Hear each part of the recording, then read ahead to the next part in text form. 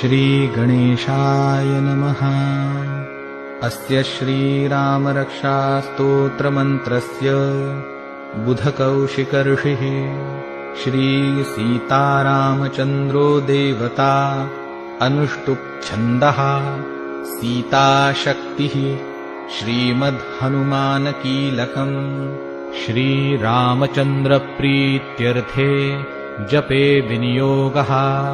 अथ ध्यानम्। ध्यायेदाजानुबाहुम् धृतशरधनुषम् बद्धपद्मासनस्थम् पीतम् वासोवसानम् नवकमलदलस्पर्धिनेत्रम् प्रसन्नम्